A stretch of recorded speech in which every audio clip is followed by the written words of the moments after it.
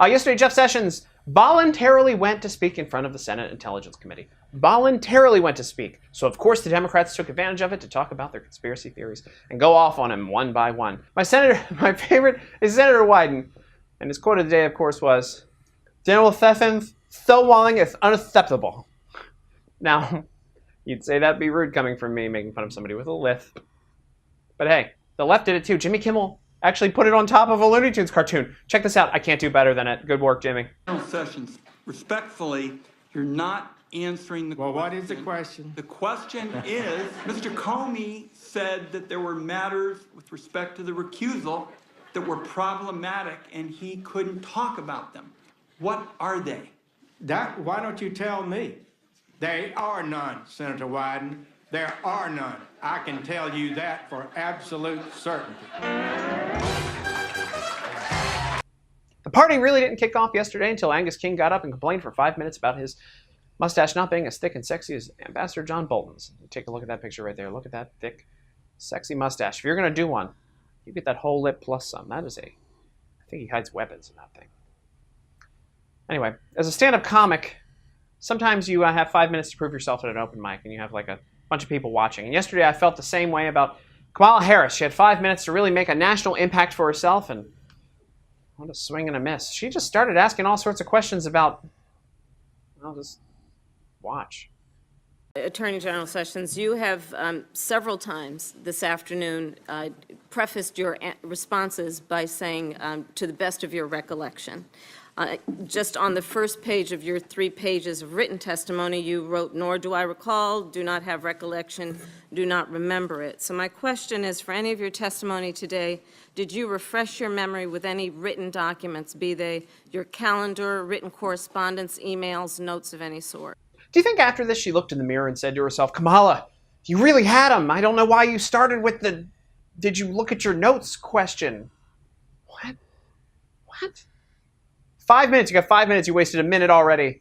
Oh, and hey, before you showed up, did you refresh your memory on some notes? Swing and a miss. Let's see if she improved in the next set. So my question to you is, did you then review with the lawyers of your department, if you as the top lawyer are unaware, what the law is regarding what you can share with us and what you cannot share with us, what is privileged and what is not privileged? You got 5 minutes. You're asking about what you can and can't answer there and taking a look at your notes, Kamala. Come on. The whole country's watching. The Democratic Party are hoping that you're going to be their future. This is your chance. Do it big. Bring it home, girl. Did you have any communication with any Russian businessmen or any Russian nationals? I don't believe I had any conversation with Russian businessmen or Russian nationals. Are you aware of Although any communications? a lot of people were at the convention, it's conceivable that somebody Sir, came I up to me. have just a few. Well, you let me qualify it. If I don't qualify it, you'll accuse me of lying. Ooh, went hard. Sessions struck back. So you started with neutral, bad questions. Then you asked him about Russia, and he kind of slammed you down. Not looking so good. Hopefully you can recover in the end, though. Probably not. Before being sworn in as Attorney General, how did you typically communicate with then candidate or President-elect Trump? Would you repeat that? Before you were sworn in as Attorney General, how did you typically communicate with then candidate or President-elect Trump? With words. He used words to communicate with President or candidate Trump. Kamala. Oh. Did you read your notes? How did you communicate with the president? You had 5 minutes to look like $1 million in front of the entire nation. This was your stage. You just reach up and grab those stars. The brass ring.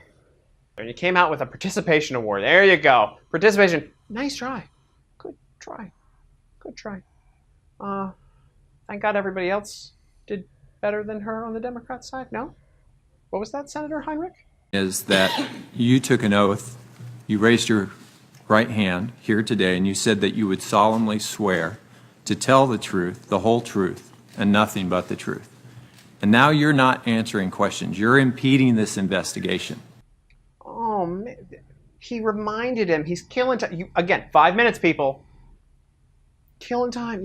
Hey, Hey, General Sessions, you took an oath. You raised your hand, and then you said you're not going to answer any of our questions. Really? Huffington Post said that this was the best interaction, the best exchange yesterday. By the way, this Heinrich Sessions thing. Let's get some more out of this wine fest. So my understanding of the legal standard is that you either answer the question, that's the best outcome. That's right. If you answer the question, that's the best outcome. What? I've never even heard of that. That's not the legal standard, the best outcome. It's the best outcome for you when you're trying to drive a narrative and you can spin things, but it's not always the best outcome. By the way, it's starting to remind me that he didn't complain about somebody else a couple years ago. We'll get to that in a second. Man, I hope we get to start talking about buckets. You say, this is classified, can't answer it here. I'll answer it in closed session. That's bucket number 2. Bucket number 3 is to say, I'm invoking executive privilege. There is no appropriateness bucket. It is not a legal standard. And bucket number 4 is the pile of shit that you carry around with you and telling tales and making up reasons for why General Sessions has to answer questions when he doesn't. By the way, keep in mind, he showed up there voluntarily. He actually volunteered to come and answer your questions. So I don't know how you can accuse somebody of evading questions when they showed up voluntarily to answer the questions. By the way, if you need to be reminded what it's like to avoid answering questions, especially when you're accused of doing something illegal, let's revisit our friend here from the IRS. After very careful consideration, I've decided to follow my counsel's advice and not testify or answer any of the questions today. Oh, Lois Lerner. Oh, we forgot about that. None of the Democrats complained when she wasn't answering any questions, right? You couldn't force her to answer any questions then. But now, General Sessions, if you're not answering our questions about Russian collusion, which he does, by the way, over and over again, there was no Russian collusion with the Trump campaign, you're the bad guy. Oh, and in case you're wondering what it means to not answer questions, Lois Lerner, she explained, invoking the Fifth Amendment here. Because I'm asserting my right not to testify, I know that some people will assume that I've done something wrong. I have not. One of the basic functions of the Fifth Amendment is to protect innocent individuals, and that is the protection I'm invoking today. Thank you. Senator Heinrich, thanks for coming out. Thanks for trying your best against General Sessions. Sorry you came up short. Here's your participation award. Wink from us to you. One final one here. I love this one because nothing's going to get more answers from General Sessions than asking about how every other member of the campaign spoke to Russia. He's going to know what everyone else was doing there, right? To the best of your knowledge, sir, did any of these following individuals meet with Russian officials at any point during the campaign? And you can just be a yes or no on this. Paul Manafort? I don't have any information that he had done so. Steve Bannon? I have no information that he did. General Michael Flynn? I don't recall it. Reince Priebus? I don't recall. Steve Miller? No, Steve Miller didn't talk with the Russians, but he did want to be referred to as a space cowboy. Also left off Kellyanne Conway. Nobody cared if Kellyanne was talking to the Russians or not. You know why? It's because she's a woman, and you hate women, don't you, Senator Manchin? By the way, thanks for trying. Here's your participation award. What a winner. What a winner. Guys, they tried so hard yesterday. You have to keep in mind, again, I'm going to keep bringing this up. Attorney General Sessions did not have to show up to this. He voluntarily came in to talk to them. And they were getting on him about not answering every one of their stupid Russian collusion questions. But somebody who did have it figured out was Senator Cotton. Tom Cotton has been on a roll lately. I don't know if you noticed this or not. But he got right to the heart of the issue. Attorney General Sessions, you're going to like this. Check it out. Well, I am on this side of the dais, so I can say a very simple question that should be asked. Oh, he's got a hot take. He's got a hot take, and that's how you know he's got to make sure that that microphone's ready to go. He's got this scripted. He's got to figure it out. I had to give you a hard time, Tom Cotton, because you knock it out of the park. But he starts again now that he knows his microphone's on. Get ready for the fire. I am on this side of the dais.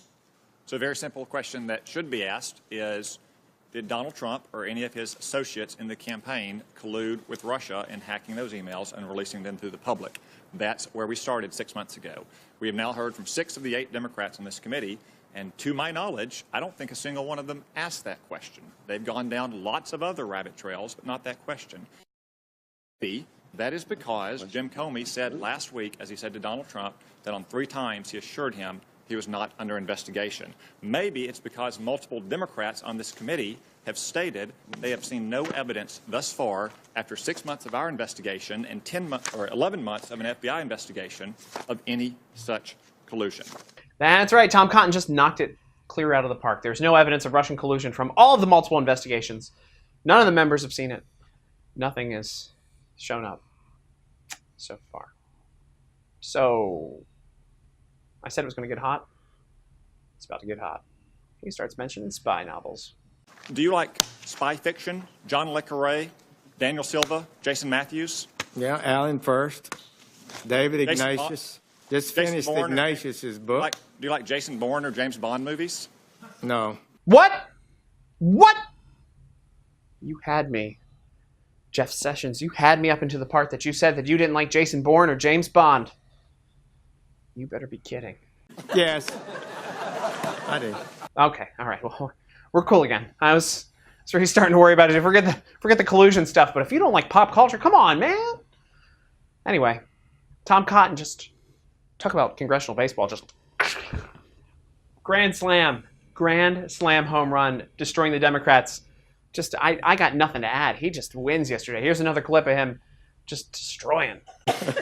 Have you ever, in any of these fantastical situations, heard of a plot line so ridiculous that a sitting United States senator and an ambassador of a foreign government colluded at an open setting with hundreds of other people to pull off the greatest caper in the history of espionage? Thank you for saying that, Senator Cotton. It's just like through the looking glass. I mean, what is this? What is this? What is this? It's a Russian conspiracy theory that was created by Hillary Clinton and John Podesta back in, what was it, July or June, when those DNC email leaks actually came out.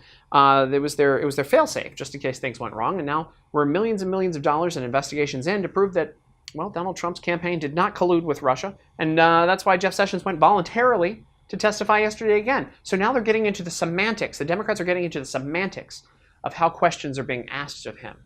That's literally what it's getting down to, and like what he's able to answer and what he's not able to answer because of executive privilege. That's no more real Russian collusion scandal. That's kind of gone, and now we're onto this bizarro, whatever we can get him on thing. Ridiculous. What a waste.